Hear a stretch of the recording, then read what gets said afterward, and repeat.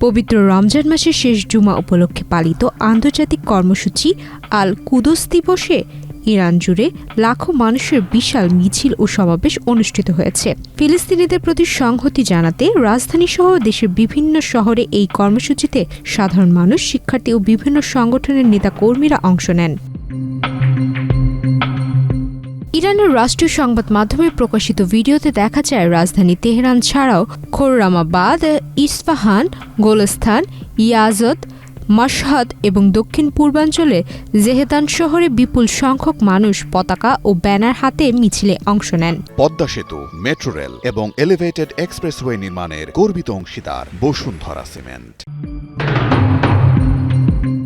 মিছিলে অংশগ্রহণকারীদের হাতে ইরানের বর্তমান সর্বোচ্চ নেতা আয়াতুল্লাহ মোস্তফা খামেনি এবং তার নিহত বাবা সাবেক সর্বোচ্চ নেতা আয়াতুল্লাহ আলী খামেনির ছবি দেখা যায়। অনেকেই ফিলিস্তিনের পতাকা ও বিভিন্ন স্লোগান সংবলিত প্লেকার্ড বহন করেন। সমাবেশে বক্তারা ফিলিস্তিনিদের অধিকার প্রতিষ্ঠা এবং ইসরায়েলের বিরুদ্ধে প্রতিরোধ জোরদারের আহ্বান জানান।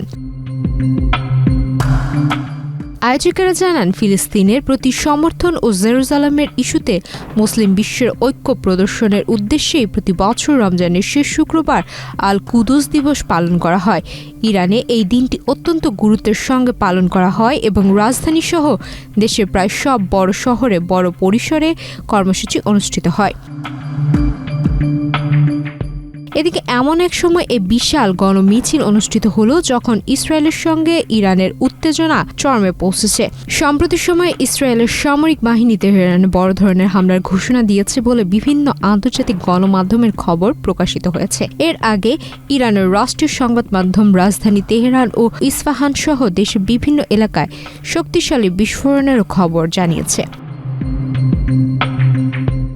বিশ্লেষকদের মতে বর্তমান উত্তেজনাপূর্ণ পরিস্থিতিতে আল কুদস দিবসের এই গণসমাবেশ ইরানের অভ্যন্তরে রাজনৈতিক ও জনসমর্থনের একটি বড় বার্তা বহন করছে। বিশেষ করে নতুন নেতৃত্বের প্রতি জনগণের সমর্থন প্রদর্শনের বিষয়টিও এই মিছিলের মাধ্যমে স্পষ্ট হয়েছে বলে ধারণা করা হচ্ছে।